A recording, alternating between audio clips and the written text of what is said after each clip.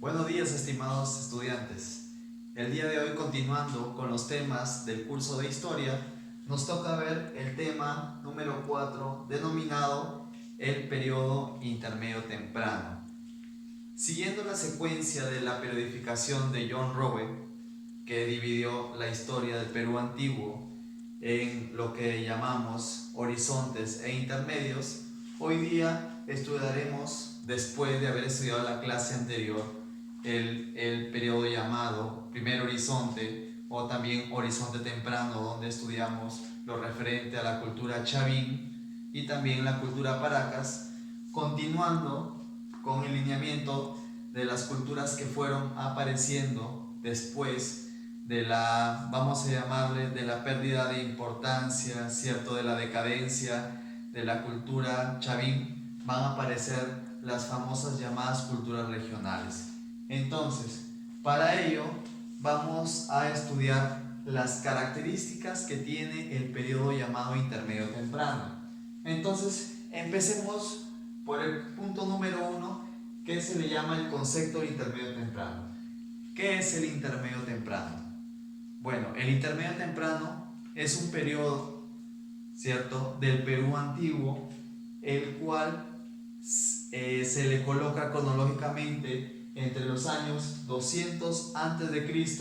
hasta el promedio 550 después de Cristo. Entonces, durante este tiempo se van a desarrollar no una como en los horizontes, como lo vimos en el primer horizonte, aparece Chavín, ¿no? Es la cultura panandina que se desarrolla en el primer horizonte. Durante los intermedios, como ya lo he explicado anteriormente, no va a aparecer solamente una cultura panandina que se va a expandir por todos los Andes, sino que en cada región van a aparecer culturas que se van a hacer fuertes, ¿cierto? Que van a tener su propia cultura. Entonces, también tenemos que a este periodo denominado intermedio temprano también se le conoce como primer desarrollo regional, como el periodo de las culturas clásicas, ¿cierto? Porque van a aparecer aquellas culturas que vamos a estudiar hoy día, Nazca, Moche, Vicus y otras más que en la siguiente secuencia también las estudiaremos. También se le conoce como la época de los maestros artesanos. ¿Por qué? Porque en esta época, más que de pronto que a la agricultura, que a las actividades económicas, lo que va a prosperar bastante va a ser en los aspectos culturales tales como la cerámica sobre todo, donde van a haber culturas que van a destacar enormemente en este aspecto cultural. Luego también tenemos que se le conoce como el periodo de la independencia regional, ¿cierto? Porque no va a ser una sola cultura que va a englobar todo, sino que va a haber distintas culturas a lo largo y ancho del territorio peruano que se van a desarrollar. Y también se le conoce como el periodo de las sociedades hidráulicas, debido a que justamente estas culturas que se van a desarrollar en este periodo van a realizar grandes obras de ingeniería hidráulica para poder abastecerse de este recurso que es muy importante para la agricultura, que es una de las, vamos a decir, actividades bases en la economía de estas culturas. Bien, hasta ahí el punto número 1 de lo que es el concepto de lo que es el intermedio temprano. Entonces, vayamos a cómo en líneas generales, ¿ya?, todas estas culturas que se van a desarrollar en este primer periodo, cómo es que estaban organizadas. Vamos a tener que políticamente estas culturas eran de corte teocrática militarista. Este era su sistema de gobierno. ¿Qué quiere decir esto? Si ustedes recuerdan en lo que fue la cultura chavín, se le caracteriza en su organización política por ser una sociedad teocrática, ¿no?, donde gobernaban los sacerdotes. Pero en esta ocasión va a continuar siendo sociedades teocráticas, pero a la vez también van a ser gobernados por jefes militares. Por eso se le llama que es una organización política teocrática militarista, ¿cierto? O sea, ¿qué quiere decir? Que a la vez gobernaban tanto los sacerdotes como los jefes militares, o también llamados guerreros. En el aspecto social, las culturas de este periodo, las podemos clasificar, ¿ya?, en esta pirámide social como lo he dibujado aquí en este gráfico. De repente les parecerá nueva la palabra chamán, ¿no? Yo les dije la vez pasada que los sacerdotes no deberíamos confundirlos con las características que tendría un sacerdote actual de las diferentes religiones que tenemos, ¿cierto? Sino que era alguien que poseía conocimientos, ¿cierto? Que era considerado una divinidad, un dios, ¿cierto? A quien le rendían culto. Entonces, para asociarlo más directamente, ¿cómo sería un sacerdote de esta época? Es asociarlo con lo que conocemos hoy en día y desde hace mucho tiempo con lo que es un chamán, ¿cierto? Bien. En la cúspide, por eso he puesto esta llave, este corchete, lo que denominamos la clase dominante. Tenemos los chamanes o sacerdotes y los guerreros, ¿no? Esa es la clase dominante.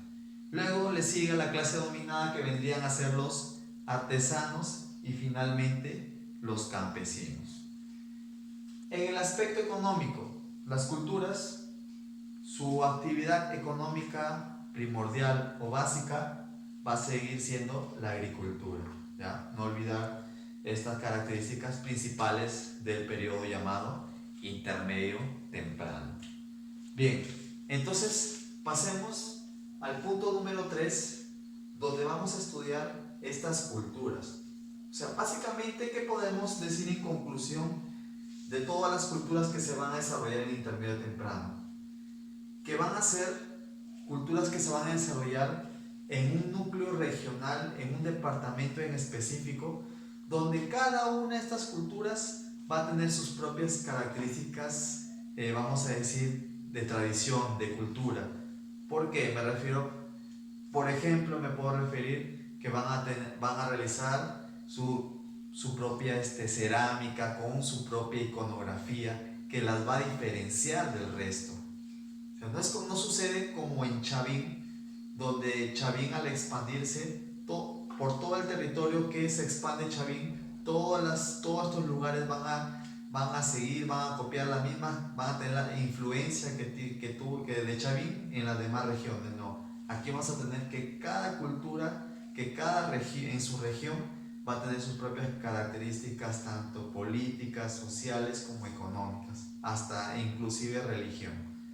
Bien, entonces, luego de haberles explicado estas características en general de las culturas del intermedio temprano, vamos a analizar las tres primeras, ¿no? Una de las culturas clásicas, como lo es la cultura Nazca, Moche, y he considerado la cultura Vicus, porque la cultura Vicus es una cultura que se desarrolla en nuestra región que se llama Piura. Bien, empecemos por la cultura Nazca. A ver, tenemos que la cultura Nazca, según su cronología, se desarrolla desde los 100 años después de Cristo hasta los 700 después de Cristo. Fue descubierta por Max Ull. Bien, empecemos por su ubicación.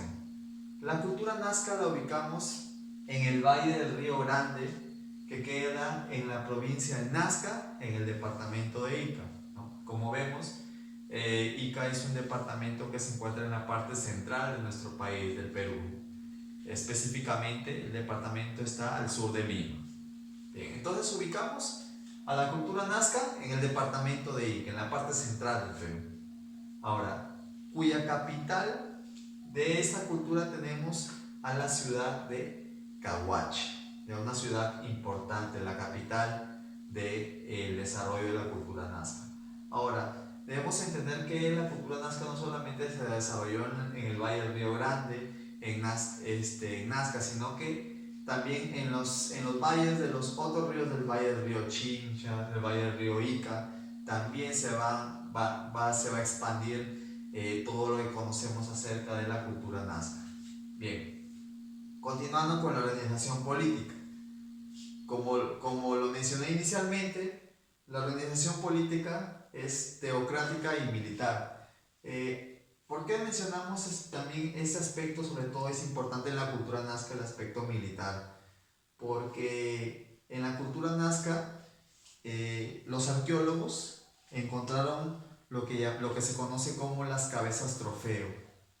Para los Nazca, era una práctica muy común en ese tiempo, muy normal, el colgar las cabezas de los guerreros derrotados, a los que fueron vencidos, y colocárselas en señal de poder, en señal de victoria.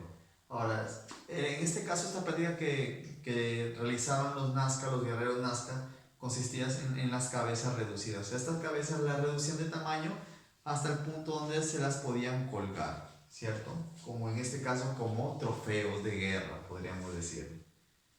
En el aspecto social, la sociedad nazca se dividía en lo que es sacerdotes, militares, artesanos y campesinos. En cuanto a su arqueología, como toda cultura costeña, ¿cierto? El material base que van a utilizar para su arquitectura va a ser el barro, el adobe, ¿cierto? Ejemplos como la construcción de la ciudad de Cahuachi, también la ciudadela Estaquería.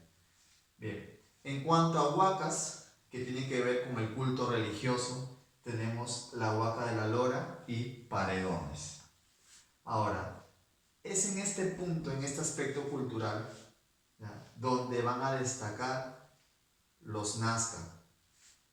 ¿Por qué? Porque a los Nazca se les considera como los mejores pintores de cerámica del Perú antiguo. O sea, ¿por qué se le denomina de esta manera a los Nazca? Porque vamos a decir que la pintura que utilizaron en la cerámica Nazca es la más bella que tenemos del Perú antiguo, que inclusive no ha sido igualada, ya que su cerámica era una cerámica muy colorida, tanto así que utilizaron 12 colores, y de esos 12 colores, 180 matices. Como hemos visto, la mayoría de culturas anteriormente utilizaban 2, 3, 4 colores, pero impresionantemente los Nazca utilizaron 12 colores y la combinación, ¿no? Entonces, hasta lograr 180 matices de esto. Es una de las, vamos a decir, es una de las cosas más destacables que podemos apreciar de la cultura Nazca.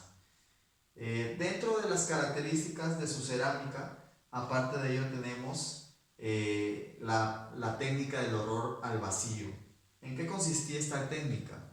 Que en todo el cerámico, ¿ya?, no dejaban ningún espacio libre, sin pintar, sin colocar algo.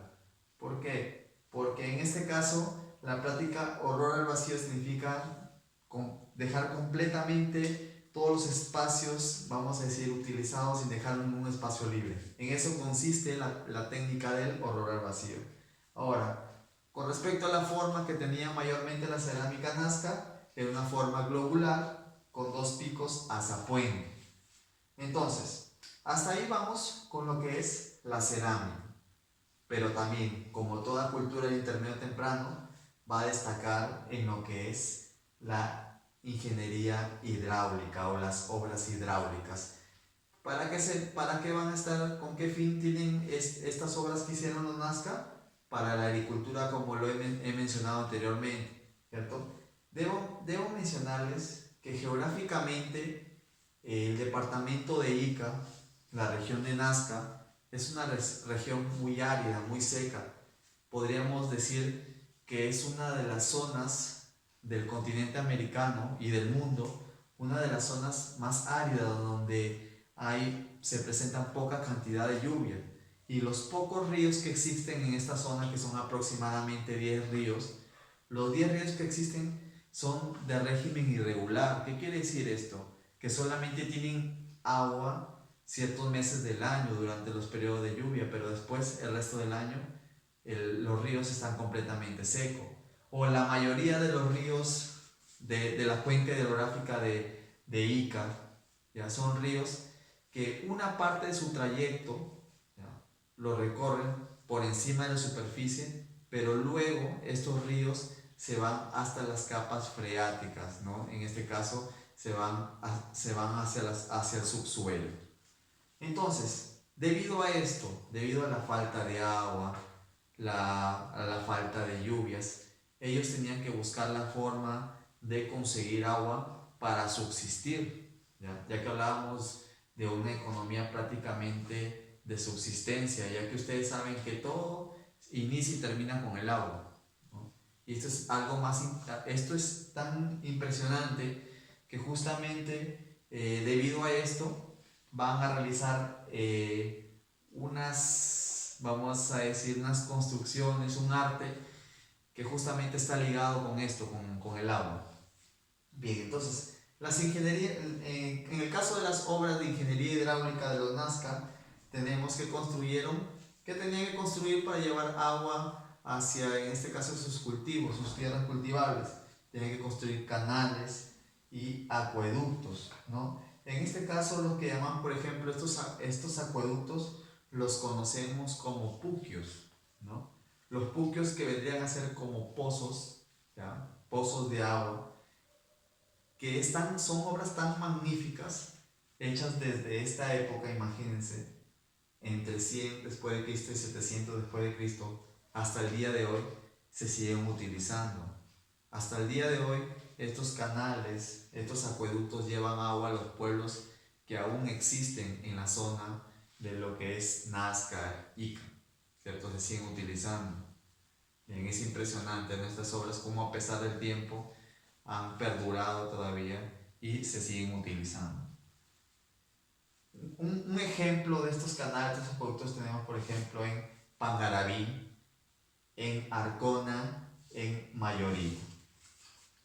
Bien, hay algo que no podemos dejar de mencionar, que justamente es una de las cosas por las cuales se les conoce bastante, se les reconoce a nivel mundial a los Nazca, que son las líneas de Nazca, ¿cierto? Tenemos que la línea de Nazca, ¿qué son esas líneas de Nazca? Son esos geoglifos, esos dibujos que han sido hechos en la superficie de las pampas de Nazca, donde hay distintas formas de animales. Podríamos decir que hay cientos de líneas de geoglifos en un espacio de aproximadamente 500 kilómetros cuadrados, donde tenemos las líneas más conocidas como por ejemplo la del mono, la del colibrí, cierto que por ahí he dibujado una, que algunas de ellas aparecen inclusive en las monedas que están en circulación del Nuevo Sol peruano, ¿cierto? Entonces miren, de ahí proviene toda esta iconografía de nuestra riqueza cultural, en este caso perteneciente a la cultura Nazca. Entonces, para contarles un poco de la línea de Nazca, porque la línea de Nazca llamaron la atención no solamente a nivel del Perú, sino a nivel mundial por los arqueólogos, para saber por qué las hicieron, con qué motivo, qué uso tendrían. Entonces, en cuanto a su historia de la línea de Nazca, podríamos decir que su descubridor es Toribio Mejía Sexto, ¿cierto? Pero él, aparte de él, que fue descubridor, existieron otras personas que se encargaron de su estudio a un nivel más profundo, más científico. Tanto así que uno de ellos dedicó toda su vida, hasta su muerte, del estudio y del cuidado de estas líneas.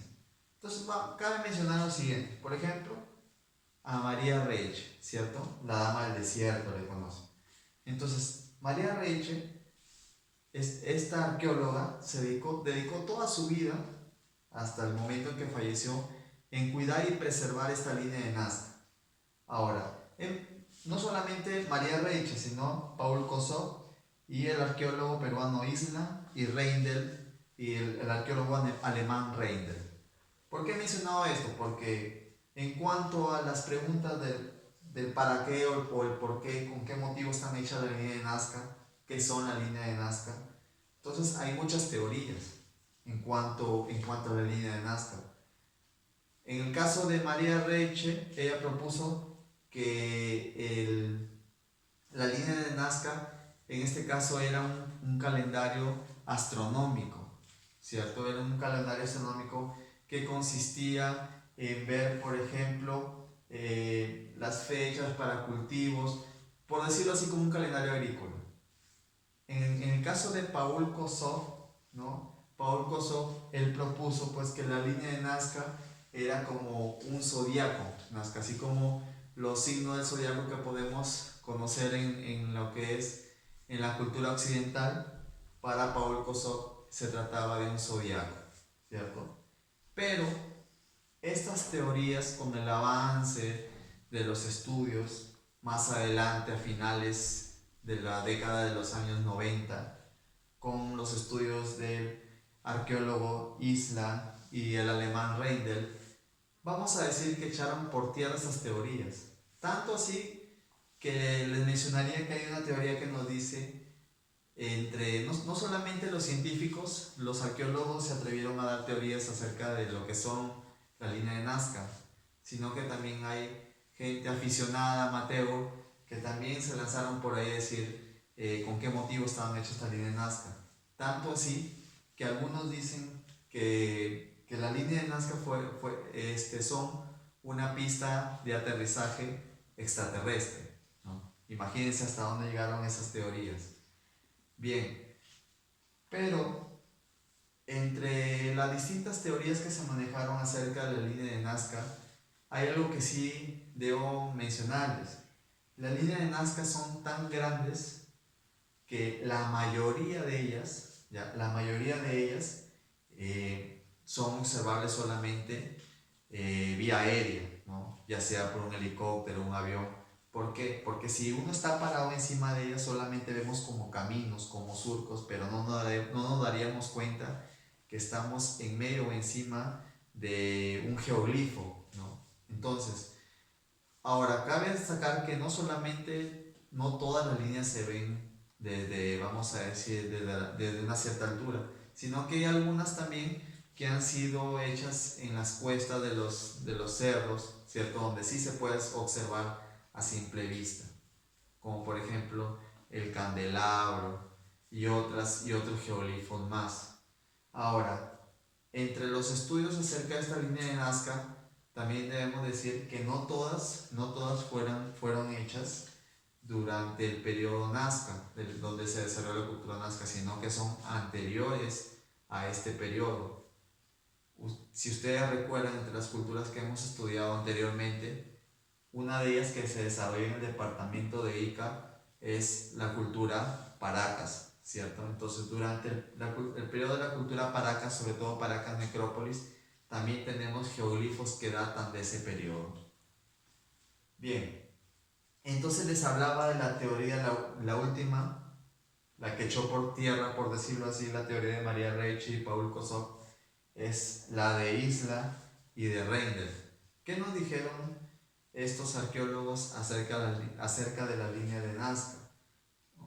Que en este caso, al ser líneas hechas en las pampas, justamente a la falda de los cerros, y ustedes saben que las montañas, los cerros, en la cosmovisión andina son considerados como apus, como dioses. Entonces, ¿qué tienen que ver los dioses o estos geoglifos? ¿Son como ofrendas? ¿Cómo lo entendemos? Podríamos decir que debido a la escasez, de agua que había en esta zona, toda la zona de lo que es Ica, digamos que ¿cómo llegaron a esta conclusión? Entre uno de los sitios encontrados durante sus estudios, por ejemplo, en la cerámica aparece mucho la iconografía de la araña, ¿no? Se dice que la araña vamos a decir que este arácnido comúnmente se le conoce porque en periodo de lluvia sale de sus cuevas, ¿no? Entonces podríamos decir que en esta época para el hombre de Nazca era un indicador importante que se avecinaban las lluvias, algo muy deseado, muy esperado, y que inclusive se realizaban sacrificios, ¿no?, en torno a los dioses para pedir agua, para pedir lluvia. Entonces podríamos decir que la teoría que nos da Isla y Reindel es que las líneas de Nazca fueron hechas como tributo, como modo de veneración, ya, porque sí se ha demostrado que justamente algunas líneas son como caminos en los cuales la gente peregrinaba, ¿no?, para rendir culto, en este caso a sus dioses, para pedir para darles ofrendas, para pedir la presencia de lluvias. Bien, entonces esa es la teoría hasta el día de hoy más aceptada, ¿no? Durante muchos años y décadas se consideraba un misterio acerca de la línea de Nazca. Claro que aún continúan en estudio. Bien, hasta ahí entonces con la cultura Nazca. Pasemos a la siguiente cultura que se desarrolló en otro núcleo regional del Perú, esta vez más al norte, ¿cierto? Tenemos a la cultura mochica. La cultura mochica que Max Uhle le llamó en su momento proto-chimú, ¿cierto? Como que fue un antecesor a la cultura chimú que se va a desarrollar más adelante. También le llamó la cultura mochica. Ahora, a veces la cultura mochica a veces nos confundimos porque encontramos también con la palabra moche. Es lo mismo. Cultura mochi, moche o mochica se está refiriendo a la misma cultura. Entonces, esta cultura se desarrolló entre los años 200 a.C. hasta los 700 después de Cristo. Aquí vamos a tener una cultura netamente militarista, al igual que Vicus, que vamos a estudiar más adelante. Entonces vamos a estudiar primero una por una sus características de los mochica. Tenemos que la cultura mochica se desarrolló en los valles de los ríos Chicama, Moche, Virú. Estos ríos, estos valles que forman estos ríos de Chicama, Moche y Virú, son ríos que se encuentran en el departamento de La Libertad, ¿cierto? Si nos queremos ubicar un poquito, pues nosotros como piuranos, un departamento al norte del Perú, si queremos ubicar La Libertad, bueno, tenemos que ir un poquito más al sur de nuestro departamento. De Piura sigue Lambayeque, más al sur sigue La Libertad. Ahí específicamente es el núcleo, ¿ya? Es el núcleo vital de la cultura mochica. Entonces, vamos a tener que, si bien es cierto es un núcleo, el departamento de La Libertad, esta cultura sí se va a expandir un poquito más a lo que es su núcleo inicial. Se va a expandir hasta los territorios de lo que es Lambayeque y también en el departamento que está al sur de La Libertad, que es Ancash. Bien, como capital de la cultura mochica tenemos a la ciudad de Moche, pero debemos entender que históricamente van a haber otras culturas en otros espacios que son contemporáneas y que, si bien es cierto, con el pasar de los años se van a expandir, ¿cierto? Justamente va a pasar lo mismo que con los mochica. La cultura Wari, que se desarrolla en el segundo horizonte, así como la cultura Chavín en el primer horizonte, va a ser una cultura panandina, y que esta cultura va a englobar a estas culturas que estoy mencionando.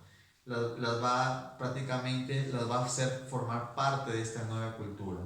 Entonces, al absorber estas culturas, vamos a decir que entre el avance de Wari, por ejemplo, inicialmente la capital se encontraba en Moche, pero con el avance de Wari, esta capital se va a trasladar más al norte, en este caso hacia Lambayeque, que es la ciudad de Galindo y Pampa Grande. Ahora, en cuanto a su arquitectura de los Moche, sí nos han dejado en este caso muchas, vamos a decir, muchas evidencias arqueológicas acerca de esta cultura. La materia prima, como toda cultura costeña, tenemos el adobe. En cuanto a las evidencias, tenemos la famosa Huaca del Sol y la Huaca de la Luna, que queda en La Libertad. En lo que es en Ancash, tenemos el castillo de Pañamarca, y en Huaca Rajada tenemos el que está ubicado en el departamento de Lambayeque. Ahora tenemos aquí la palabra murales. Es muy común encontrar en la arquitectura, en las construcciones mochicas, la presencia de murales, ¿no? ¿Qué son murales? Son pinturas hechas en las paredes. En este caso son importantes estos murales que se van a hacer porque justamente es ahí donde van a representar su iconografía, sobre todo a sus deidades. Bien, hasta ahí en cuanto a su arquitectura. En cuanto a su actividad económica, tenemos que en la agricultura ¿Se acuerdan que en Nazca también expliqué? Desarrollaron también mucho la ingeniería hidráulica, que vendrían a ser las obras de irrigación. Construyeron también acueductos y también canales. Tenemos, por ejemplo, el acueducto de Ascope, ¿cierto? Que aproximadamente, miren vamos a decir, la cantidad de espacio que abarcó son 113 kilómetros de longitud. Imagínense en ese tiempo esas obras de tamaña magnitud, ¿cierto?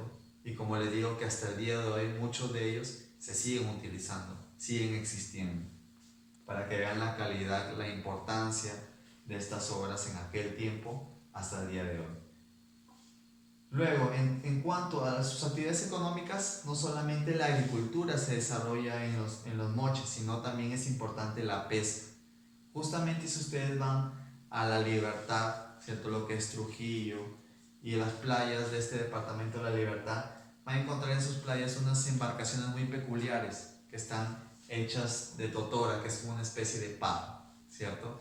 Entonces estas embarcaciones que vienen culturalmente desde aquella época, ¿cierto? De la época de los moches, y que se sigue utilizando hasta hoy. Esa es una muestra de que hasta el día de hoy sigue perdurando esa cultura de utilizar esas embarcaciones.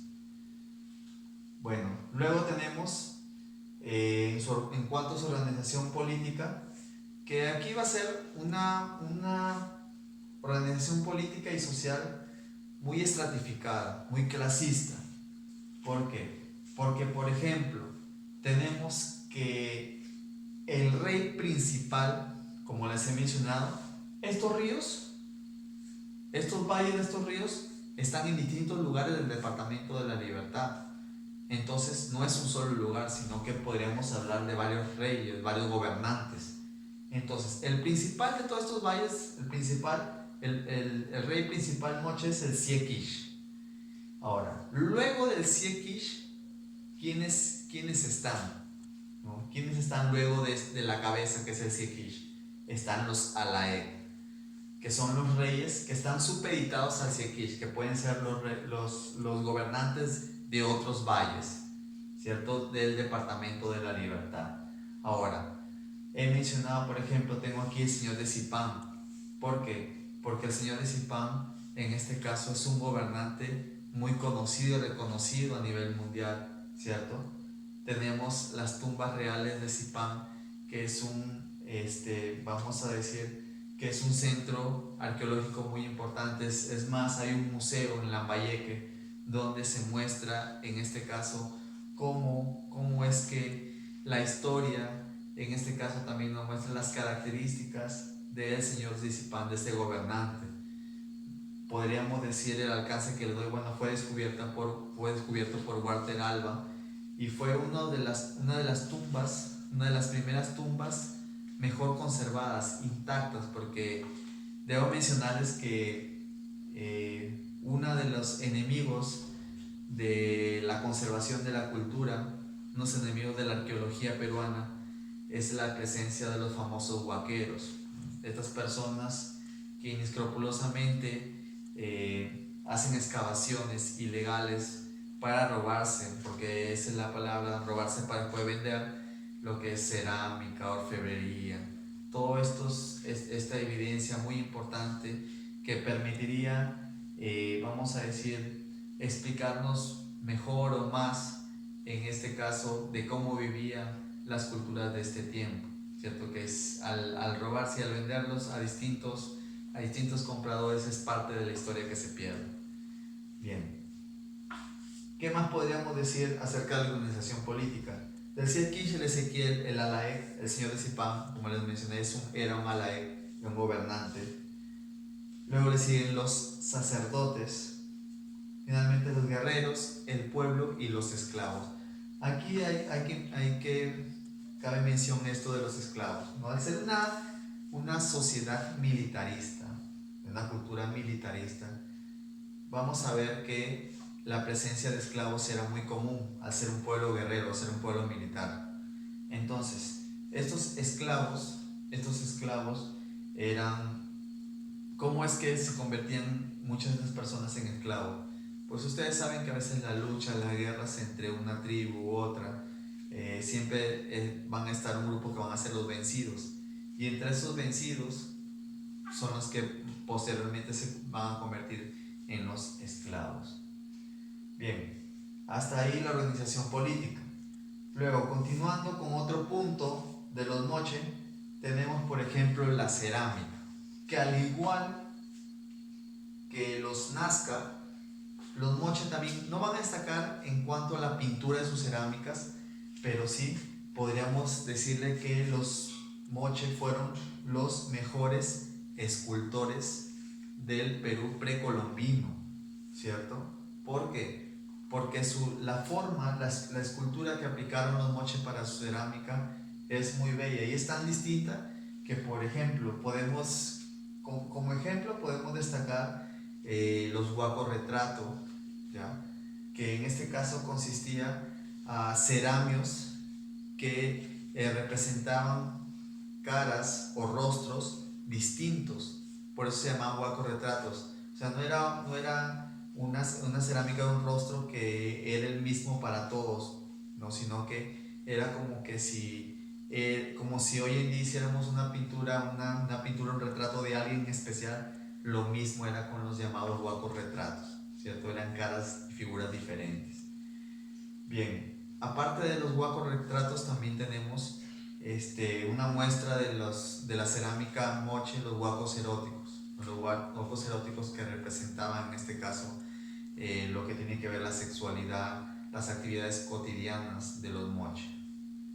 Bien, dentro de la cerámica tenemos que como característica era globular, era bícroma porque utilizaron dos colores, ya que es el rojo indio y también lo que es el crema. Tenemos que como Dios, justamente en su iconografía que era visible en los murales, en su pintura, en su cerámica, tenemos que representar a un Dios importante para los moche que se le denominaba Ayapaec, que era un Dios con un rostro felínico, con colmillos, ¿cierto? Un poco arrugado, que le llamaron los moche Ayapaec, el Dios hacedor. Ahora, Rafael Arcojoyle, un arqueólogo, consideró que los moche tuvieron una escritura payariforme, ¿cierto? De pronto se preguntarán qué son los payares, ¿no? Los payares son las habas o frijoles, como querramos llamarlo, ¿cierto? Pero qué especial tienen estos payares encontrados en lo que son en los dominios moche. Pues que estos payares, que estos frijoles tenían ciertos patrones, ciertos puntos, líneas horizontales, verticales, como que si se trataran de ideogramas según Arcojoyle, ¿cierto? Y que para él eran como un sistema de escritura, ¿cierto? Un poco de símbolos y todo esto, pero él consideró que para los moche, en este caso, era un tipo de escritura. Pero a esta teoría hay muchos detractores, ¿no? Hay algunos que hablan que son acerca de juegos, otros dicen que son un sistema contable, pero no hay un alcance más certero a lo que se trata de lo que encontramos como la escritura payariforme. Bien, luego de haber estudiado la cultura moche, vamos a ver la cultura vicus. La cultura vicus es esta cultura que se desarrolló en nuestra región, en Piura. También tenemos una cultura representante de este periodo llamado intermedio temprano en nuestra región. La cultura vicus se desarrolló entre los años 700 a.C. a los 200 después de Cristo. Fíjense, una cultura que prácticamente se inicia desde el comienzo de lo que conocemos o mucho antes de lo que es el intermedio temprano, ¿cierto? Por eso es que decimos que vicus es una cultura también de transición y que también es una cultura que recibió recibió la influencia de lo que fue tanto en ese tiempo, a los inicios de Vicus, podemos hablar 700 a.C., lo que es la cultura chavín. Tenemos evidencia que la cultura Vicus recibió influencia de la cultura chavín. ¿Cómo sabemos, cómo podemos afirmar de que una u otra cultura recibió influencia de otra? Porque utilizan su misma iconografía, de pronto los mismos dioses o los mismos estilos de cerámica. Bien, pero vamos a tener que la cultura Vicus, muy aparte de recibir influencia externa de otras culturas, como moche, como chavín, también va a tener sus propias características, sus propias particularidades. Veamos por su ubicación, ¿no? La cultura Vicus la podemos encontrar en los cerros Vicus, Ovejero, Yécala. Estos lugares están ubicados en lo que es el distrito de Chulucanas, en la provincia de Morropón, del departamento de Piura. Ahora, en cuanto a su cerámica, que es por lo que destacan, como se van dando cuenta, todas estas culturas destacan por su cerámica o por sus actividades artesanales. Por eso es que al inicio les dije que esta época, el intermedio temprano, se le conocía también como el periodo de los maestros artesanos, ¿cierto? Porque es una actividad en la cual la mayoría o casi todas esas culturas van a destacar, unas más que otras, cabe declarar. Entonces, en cuanto a su cerámica, tenemos que tiene rasgos chavín, moche y también huari, ¿cierto? Ahora, ¿qué características en especial tiene la cerámica Vicus? El realismo y también la exageración presente en sus cerámicas. Ahora, cuando hablamos del realismo, es por lo que intentaron representar en este caso los Vicus, que mayormente son actividades cotidianas también. Ahora, tenemos en cuanto a la arqueología, en la arqueología Vicus tenemos las evidencias sobre lo que encontramos, las tumbas Vicus, que tienen forma de voto, ¿no? En este caso vamos a decir que las tumbas Vicus, en este caso eran excavaciones entre 6 y 15 metros de profundidad. Entre los estudios decimos que mientras más hemos encontrado que mientras más profundo quiere decir que era más importante el personaje, en este caso enterrado, de algún gobernante Vicus. Ahora, entre sus actividades no solamente destaca la cerámica, ¿ya? Sino también la orfebrería. Por ejemplo, en la orfebrería más adelante, cuando veamos la orfebrería que tiene que ver lo mismo con metalurgia, vamos a ver que hay un idolillo importante que también goza de fama mundial. Pero antes de llegar a ese punto, terminemos con lo que es la organización política. Lo mismo que las anteriores, era una sociedad teocrática, pero a la vez militarista, ¿no? Porque también había una clase guerrera. Ahora, se le agrega ese término, machista. ¿Cómo se llegaba a esa conclusión de que era una cultura machista? ¿Por qué? Porque las evidencias nos dicen que solamente los hombres podían utilizar ciertos tipos de vestimenta o adornos, los cuales a las mujeres no podían utilizarlos, ¿cierto? Entonces ahí vemos la clara diferenciación entre hombres y mujeres, por eso hablamos de machismo. Ahora, hay algo por lo que también se reconocen a los Vicus, que es en cuanto a la metalurgia. Lo que se conoce como el champio, la tumbada, ¿ya? Es una técnica, ¿ya? Es una técnica de la mezcla de la aleación de metales, en este caso del oro y el cobre. Entonces es una técnica que ellos utilizaban, descubrieron. Luego, entre todos esos, vamos a decir, entre todos esos elementos que los Vicus utilizaron en cuanto a su metalurgia, por ejemplo, tenemos la famosa Venus de Frías. ¿Qué es la Venus de Frías? La Venus de Frías es una escultura hecha totalmente de oro, ¿cierto? El cual nos muestra una mujer desnuda, ¿cierto? Y esta mujer, ¿qué representa para la sociedad Vicus? Es una ofrenda a la fertilidad, ¿cierto? Tratarse de una mujer es en este caso a la fertilidad.